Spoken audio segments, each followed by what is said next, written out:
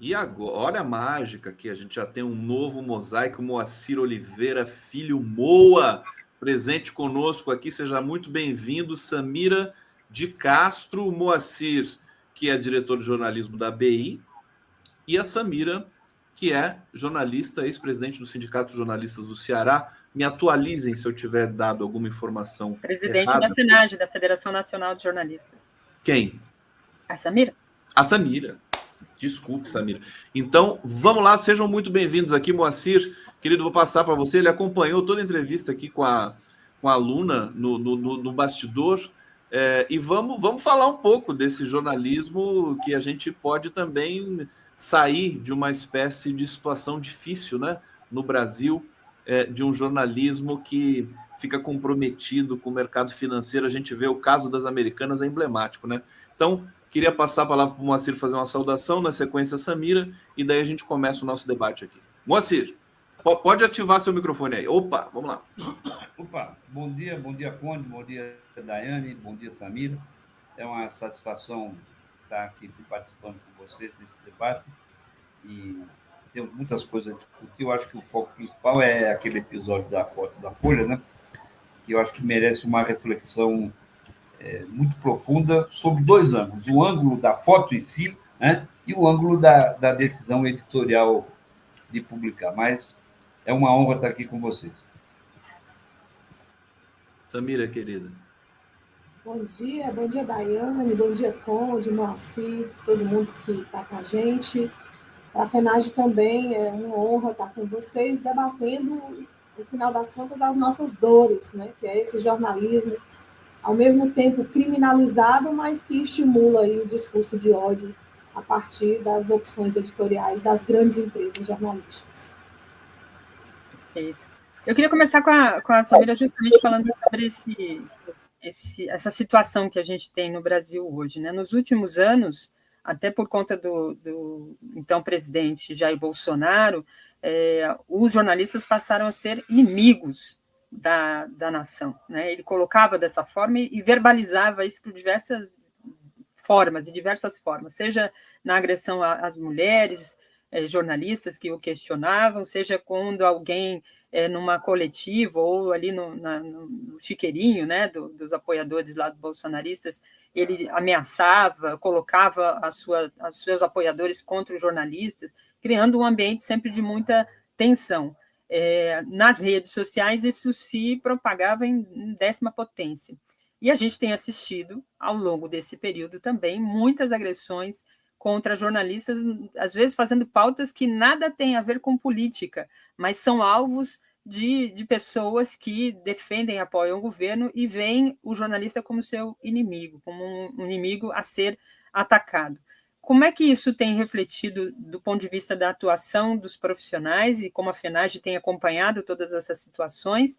E, diante desse novo governo, qual tem sido ou quais serão as ações que a categoria pretende atuar para justamente diminuir essas tensões todas? Bom, Daiane, você foi muito precisa quando você coloca que nós passamos os últimos 4 anos colocados como os inimigos públicos da nação, né? O discurso de violência contra os jornalistas ele foi institucionalizado pelo Bolsonaro, inclusive inaugurando no nosso relatório da violência uma categoria chamada descredibilização da imprensa. Mas o que é essa descredibilização? É uma tática fascista, como você colocou, de colocar a imprensa como um inimigo a ser combatido. Para quê? Para fazer prevalecer a sua narrativa mentirosa, né? As suas mentiras lá proferidas pelas lives, todos os comentários mentirosos dos seus filhos políticos, do seu staff ministerial. Então, a gente sai de um período. Só em 2021 foram 430 ataques a jornalistas e nos últimos 3 anos o Bolsonaro foi o principal agressor da categoria. Isso é um marco. Se a gente pegar os últimos 4 anos do relatório da violência, ele tem mais casos de agressão a jornalistas do que de 2018 para trás, os 10 últimos anos. Então, é uma situação chocante que mostra que a atividade foi criminalizada, foi perseguida. E nós temos um caso, por exemplo, recente agora, porque essa onda, ela volta a acontecer muito fortemente depois do resultado do segundo turno da eleição presidencial que deu a vitória ao Lula. Então, a gente já tem uma nova explosão que vai refletir muito nos casos agora de 2023, porque também está envolvida com a questão dos atos em Brasília, dos acampamentos bolsonaristas nos quartéis. Então, a gente tem uma violência que se amplia mesmo fora da cobertura política. Um caso emblemático é de uma equipe da TV Aratu, lá na Bahia, que a equipe de TV estava descansando entre uma pauta e outra, e foi agredida por um seguidor do Bolsonaro, sem ter nenhum contexto de cobertura política, sem ter nenhum contexto, né, dessa situação da polarização. Mas agora os ventos mudam um pouco. A gente precisa ressaltar que a gente sai de 4 anos dessa criminalização para um diálogo muito aberto, um diálogo muito franco, que iniciou com o ministro Paulo Pimenta da SECOM e que também já chegou ao Ministério da Justiça, com o ministro Flávio Dino, que anunciou a instalação do Observatório da Violência contra os Jornalistas. Gente, essa é uma pauta que tem 10 anos, né? Então, já é um bom sinal sair de inimigo público da nação para um diálogo institucionalizado, onde as forças se respeitam. Thaís Amélia de Castro, aqui no Giro das 11. Deixa eu mutar aqui o microfone para não dar eco. Moacir, vamos falar um pouco dessa capa da Folha de São Paulo, mais uma vez, enfim, foi largamente, fartamente falada no dia de ontem, e hoje ainda a gente ainda tem alguns comentários sendo feitos aí na cena do jornalismo. Agora, eu queria te perguntar o seguinte, o que significa, né, que um jornal como a Folha de São Paulo cometa, mais uma vez, não é novidade nenhuma, esse tipo de o que ficou caracterizado como um ataque direto, realmente, à figura do Lula. A gente não fica muito ali sabendo se é uma imperícia, se é deliberado, o que é. Então, a gente quer te ouvir sobre essa questão aí. Moacir. Pode acionar seu Bom, eu acho que essa questão ela permite uma discussão muito ampla sobre vários aspectos do jornalismo, né? Uma questão é o lado da foto em si, da profissional, né? Eu não conheço a Gabriela Biló, embora ela mora em Brasília, né? Eu sei que ela é uma fotógrafa muito respeitada, muito premiada e tal, mas ela fez uma justificativa da foto que a mim não me convenceu, né? Ela pode ter tido uma intenção, segundo ela, a intenção era mostrar que o Lula estava reagindo aos ataques e tal, mas isso não convence. Eu acho que o que tem que ser discutido é o que é o fotojornalismo, né? A Gabriela tem uma visão de que o fotojornalismo é arte. Na minha opinião, não é arte. Eu sou jornalista há quase 50 anos e eu sou do tempo em que se dizia que uma imagem vale mais do que 1000 palavras, né? Então, nesse caso, pode ter mais de 1000 palavras para explicar o injustificável. Aquela foto, ela não é um flagrante fotojornalístico, ela é uma montagem, né? Aquela cena não existiu, né? A tal técnica da múltipla exposição, na verdade, é dupla exposição, aquilo é uma montagem. Não importa a intenção que a Gabriela teve, ela pode ter tido a melhor das intenções, mas ela fez uma fotomontagem. Aquela cena não existiu, né? É diferente, por exemplo, da famosa, só para ficar na folha, da famosa foto do Jorge Araújo na campanha da anistia, de uma pomba posada em cima da faixa de anistia. Aquilo é um flagrante, né? É diferente, por exemplo, de um enquadramento, tem aquela famosa foto da espada passando a Dilma, aquilo é um enquadramento, né? Aquela foto não é uma montagem. A própria foto da Gabriela, do Bolsonaro, com a cabeça na bandeja do garçom, né? Aquilo é um enquadramento. Aquela cena existiu, o garçom estava por trás, ela fez um enquadramento que colocou a cabeça dele em cima da bandeja, mas aquilo existiu. Nesse caso, não, né? Ela fez uma montagem. Então, isso, para mim, não é fotojornalismo. Aquela cena não existiu, né? Guardadas as devidas proporções, é a mesma coisa de um repórter inventar uma entrevista, né? Por acaso, ontem eu tive aqui em Brasília com o Zé Trajano, um grande amigo meu de muitos anos, e a gente comentar isso, essa é a foto. Quer dizer, essa foto não é uma montagem, ela fez um ângulo em que a espada está atrás da Dilma e parece que publicar ou não essa foto é uma decisão editorial, mas essa foto existe, isso é um flagrante de fotojornalismo.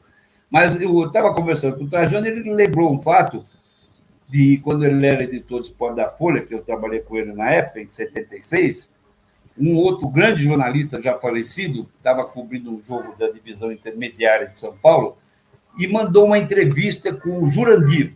O Jurandir era um zagueiro central que tinha jogado no São Paulo, que estaria jogando num time agora, não me lembro o nome. Entrevista, pergunta e resposta e tal, com boxe, não sei o quê. E ele publicou.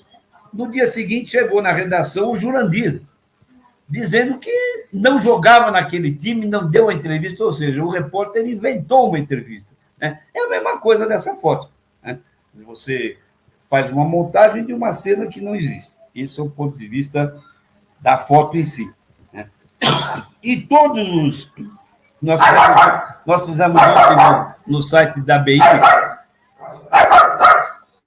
O cachorro está se manifestando contra essa foto da Folha também. Já mandei tirar o cachorro. O cachorro aqui é danado. Bravo. Nós fizemos uma matéria ontem no site da BI, não foi uma nota da BI, foi uma matéria, e ouvimos vários fotojornalistas, repórteres fotográficos com muita experiência, e todos foram unânimes em dizer que aquilo não é uma foto jornalística, é uma montagem. Bom, o outro lado é o lado da Folha. Né? É claro que, ao tomar a decisão de publicar aquela foto na capa do jornal, que, aliás, a foto não tem nenhuma relação com a matéria, né? Direta, a matéria fala da relação do Lula com os militares, não tem nenhuma relação com aquela foto está ali. A Folha faz o que um dos profissionais que nós ouvimos na matéria ontem chama de show jornalismo. Né? A Folha quer causar, né? A Folha quis causar, ela quer ser comentada, conseguiu o seu objetivo. Né? Agora, é uma decisão editorial totalmente equivocada, primeiro por publicar com destaque na primeira página uma montagem, e segundo, sem avaliar os riscos que essa foto pode implicar num momento como esse. Né? 12 dias depois de uma tentativa de golpe, no momento em que há uma movimentação muito complicada nas Forças Armadas, né? Se a foto vai induzir ou não alguém a dar um tiro no Lula, eu não sei. Mas, do ponto de vista editorial, é uma decisão totalmente equivocada, que mostra o total descompromisso da Folha com o jornalismo sério, que não é de hoje, já é de vários anos. Né? Eu lamento, né? Eu trabalhei na Folha, trabalhei com vários repórteres fotográficos, e tenho certeza que nenhum deles faria isso. Tá aí, não sei se a Daiane vai fazer. Vamos lá, Daiane? Estava abrindo aqui o áudio. Não, eu queria ouvir também da Samira o que ela viu de toda essa discussão, né, ao longo desses últimos dias sobre a capa da Folha. E você já disse, né, no início ali da sua fala, dessa contradição, né, que a gente vive neste momento com os veículos. Nos comentários aqui ontem, muita gente falava assim, a ideia do patrão sobre determinados assuntos, e não talvez do próprio jornalista. A gente tem isso, né, o jornalismo de empresa, e não a liberdade jornalística. Eu queria que você falasse também um pouco disso, Samira. Eu acho que correndo um pouco o risco de ser cancelada, né, pelo que eu vou dizer aqui. Bom, primeiro eu acho, gente, que fotojornalismo não é arte, tá? Jornalismo também não é contar histórias, tá? Vamos parar com esse tipo de colocação eufemística para uma função que tem um pé pregado na realidade, tem um passo na verdade factual, né, dos atos, das situações. Então, assim, a foto pela montagem em si, que já é questionada lá no próprio manual da Folha de São Paulo, ela é uma escolha editorial. Provavelmente ela não seja a escolha editorial de estar ali da própria Gabriela. Ela fez aquilo ali como uma espécie de, né, arte de consumo. Acho que muito repórter fotográfico tem isso, né, de pegar, de experimentar e fazer essas situações, mas a escolha editorial de estar ali tem um motivo e não está dissociado do nosso momento político atual, né? É quase que uma sugestão que se faz a uma agressão ao presidente Lula. Isso é a minha avaliação. Agora, a argumentação da Gabriela, né, de que ela fez uma imagem mostrando Lula numa situação de resiliência, que o tiro trincou, mas não pegou, né? Isso não cabe dentro do fotojornalismo, porque o fotojornalismo ele vai levar em consideração também qual é a interpretação do leitor sobre aquela imagem, né? Não é a de quem produziu, efetivamente. É muito mais a de quem está recebendo aquela imagem. Agora, utilizando na capa de um jornal, onde se tem elementos gráficos e informações como títulos, legendas, etc., em que a foto era isolada, ela não dialogava com nada que tinha ali relação direta, né? Aquela montagem, então ela traz confusão. E nesse momento o jornalismo precisa ser muito transparente, precisa ser muito cristalino, né? Não dá para dar margem a interpretações diversas. A gente tem que ter um papel de defesa da democracia. Nós acabamos de passar por um ato horroroso que foi 8 de janeiro. Aquela destruição em Brasília, planejada, orquestrada, em que 16 colegas foram atacados e com um modus operandi de ataque, de destruição do próprio jornalismo como pilar da democracia, ou seja, repórteres de imagem tiveram seu material quebrado, imagens apagadas, equipamentos de uso pessoal furtados. Isso tudo foi uma mostra de que o fascismo bolsonarista está aí para tentar derrubar a democracia e derrubar o jornalismo. Agora, edição, a opinião da Folha já sempre foi manifestada em diversas formas, como outros jornais da grande imprensa, gente. Em que pese essa foto da espada transpassando a Dilma ser uma foto de flagrante de momento, a opção de utilizar remete a uma mulher que foi torturada pelas Forças Armadas, né? Foi torturada ali no regime militar. Então, a única mulher presidenta da República que chega ao poder e tem a sua imagem o tempo todo vilanizada nas capas dos grandes jornais e revistas. Tem uma foto da Dilma, não sei se vocês vão conseguir recuperar, que é a cara dela pegando fogo, né, na tocha olímpica, numa pira. Não existe nada dentro do jornalismo que não seja intencional. Todas as escolhas jornalísticas, elas têm uma intenção de comunicar, embora não seja muito claramente, mas de uma análise semiótica, está comunicando sim, né? Um atentado, eu não vejo um Lula resiliente. Para mim, o Lula estaria resiliente se ele tivesse com a cabeça erguida, né? E tivesse ali absolutamente na tranquilidade de o que o momento pede para o país. Não estamos num momento de tranquilidade, nós estamos num momento muito grave, em que os próprios militares aí estão, alguns em maior e menor proporção, estão inflamando aí por um golpe. Resumindo, né, essa capa da Van foi um desastre completo, né, Samira? Quer dizer, até por parte da Gabriela Biló, que é, enfim, uma fotojornalista aí conhecida e tudo mais, mas quer dizer, botar o Lula de cabeça baixa, arrumando a gravata, com o vidro trincado e dizer que isso é resistência, não dá certo. O Moacir, peito, né? No peito. Se fosse acima, perto e tal, não, foi no peito, né? Fala, Moacir. Não, é só para deixar claro, né? Só para deixar claro que nós não estamos aqui responsabilizando a Gabriela, né? Eu acho que a Gabriela, ela fez uma foto, ela pode ter tido a melhor das intenções, né? Eu, particularmente, não gosto desse modernismo do jornalismo, do fotojornalismo arte. Eu acho isso uma coisa você fazer uma montagem, uma dupla exposição numa matéria de cultura, numa matéria de literatura, então outra coisa é numa matéria política. Mas a Gabriela é a menor responsável por isso. Ela teve uma intenção, segundo ela, a melhor possível, eu discordo, né? Mas a grande responsável por esse atentado ao jornalismo é a Folha, né? A gente tem que responsabilizar a decisão editorial. É claro, e aqui vai uma especulação, é claro que a Gabriela, como eu disse, eu não conheço, quando ela fez essa foto, ela sabia que a Folha ia gostar, né? Ela sabia, ela não fez só para... Ela sabia. Agora, a grande responsável por isso é a decisão editorial da Folha, que não é a primeira vez que isso acontece, não só com foto. Não podemos deixar de esquecer que na campanha das diretas, a primeira grande manifestação diretas no Pacaembu, em São Paulo, no dia 25 de janeiro, a Folha noticiou como se fosse uma festa para o aniversário de São Paulo, né? Então, já é uma decisão editorial que vem lá de trás. Nós não podemos deixar de lembrar que a Folha, né, durante os anos de chumbo, emprestava os seus carros para o doicode fazer campana nas ruas. Eu fui preso pelo doicode, eu cansei de ver carro da Folha lá dentro, né? Então, isso não é uma coisa que vem de hoje. Eu acho que a Folha tem piorado muito, né?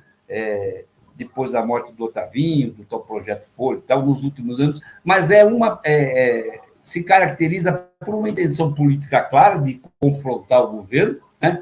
E por aquilo que na matéria que nós fizemos ontem na BI é chamado de show jornalismo. A Folha quer causar, ela quer, né? E eu sou do tempo, Conde, que a gente brincava que o jornalista não é notícia. O jornalista só é notícia quando morre, faz o obituário. A notícia é o fato, né? E a Folha quis ser ela a notícia. Tá aí, tá muito bem colocada essa questão, eu acho. Agora, eu queria, já que você falou da Folha, do doicode, e a gente está com essa crise também no universo das Forças Armadas e tal, hoje, inclusive, o Lula deve estar numa reunião nesse momento, né, com os comandantes das forças, eu queria fazer esse link, porque existe um tratamento também, um pressuposto do jornalismo brasileiro, me parece, de aceitar essa tutela militar das forças. E isso está presente nos editoriais, nas notícias que se dão ali de bastidores da relação agora do Lula com as forças. Tem algum problema editorial nesse ponto, né? Queria ouvir a Samira, primeiramente, depois o Moacir com relação a isso. Bom, Conde, eu acho que assim, existem aqueles poderes meio que intocados, né, investidos de uma certa aura no jornalismo. O judiciário foi durante muito tempo assim, e aí veio a Lava Jato com toda sua chapa branca, né, precisando ser desnudada aí pela mídia independente, e ao mesmo tempo as Forças Armadas, né, a gente tem, parece que reverberar os discursos dos generais, dos comandantes, virou aquela prática abominável do jornalismo declaratório, né? Se vai um general desse, um comandante para o Twitter, twittar alguma coisa, os veículos simplesmente reproduzem sem nenhum tipo de questionamento maior, né? Que eu acho que isso é prejudicial para o nosso jornalismo. A gente precisa discutir mais, a gente precisa não fazer esse tipo de jornalismo declaratório, mas vamos colocar o guiso no pescoço do gato, vamos chamar as Forças Armadas à responsabilidade. Estão querendo golpe, tem general aí dizendo que era para ir para cima, para quebrar tudo, né, que está insatisfeito com o governo.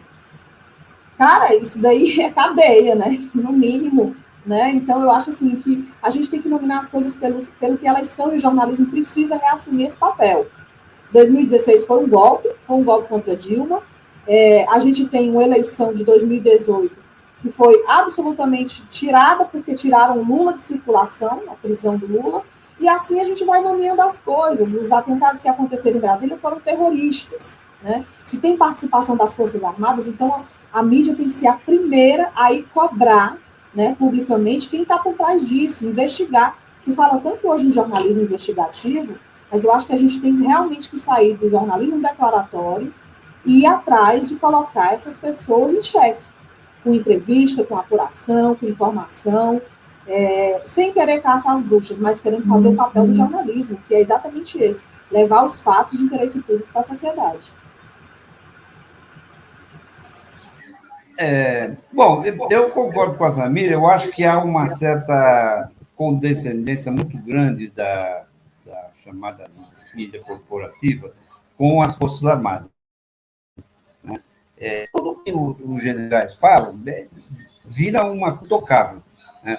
General Heleno, General Braga Neto, General Mourão, né? E não é bem assim. Né? Se a gente tem a participação que já está comprovada de militares da ativa nos atos terroristas do dia 8, esses militares têm que ser punidos. É como disse o Lula numa entrevista para a Globo News anteontem, né? Todos os que participaram dos atos terroristas serão punidos independente de patentes. Né? E também é preciso contextualizar. Ontem, eu acho, saiu uma notícia aí do Sérgio Etibói, né, rebatendo o Lula e tal. É preciso dizer que o Sérgio Etchegói é de uma família não só golpista, é uma família de torturadores. O pai dele, o tio dele, o Léo e o Ciro Etchegói, tiveram participação direta na estrutura repressiva da ditadura, né? São citados e responsabilizados no relatório final da Comissão Nacional da Verdade. Isso não se fala, o general Sérgio Etchegói, que foi do GSI, do TEM, tudo bem, né? Ele dá a opinião dele, mas é preciso contextualizar essa opinião. É preciso tratar essa questão militar como ela deve ser tratada, né?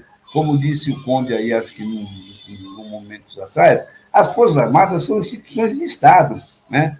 Não importa em quem, eles têm o direito de votar em quem ele quiser. Agora, uma vez eleito um novo governo, o presidente da República, seja ele qual for, é o comandante em chefe das Forças Armadas e eles têm que respeitar, né? E a imprensa precisa entender isso, né? Chega dessa tutela militar, dessa paparicação da grande imprensa com os militares como se eles fossem tal poder moderador que não são. Perfeito. Queria entrar aprofundando esse gancho que vocês nos trouxeram aqui sobre a formação dos jornalistas. Hoje a gente tem, o Moacir falou, o jornalista não é notícia, mas há uma áurea que percorre a formação até dos profissionais, dos estudantes de jornalismo, dessa glamorização da profissão, né? Ele quer ser o destaque, não a notícia ser o destaque, mas ele ser o destaque. O importante é que ele traga a notícia, seja qual for. Dentro desse ambiente, a gente tem aí essa ascensão da extrema-direita, do fascismo, em que a mentira é utilizada como um instrumento de ação política. A gente citou aqui por diversas vezes essa semana o caso da Jovem Pan, que, por uma série de especialistas, profissionais, questionam, inclusive, a concessão de outorga que eles têm pública, como uma rádio, e que, ao longo desse período todo, foi o estimulador de ações golpistas, inclusive estimulando uma guerra civil.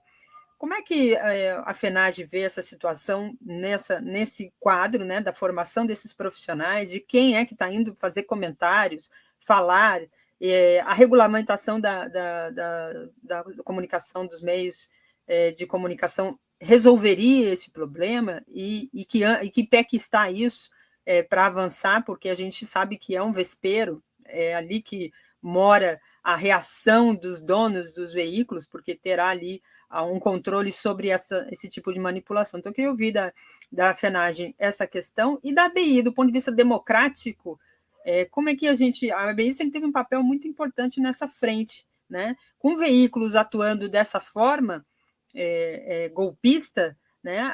O papel da imprensa cada vez fica mais difícil de ser mantido, né? De ser efetivado.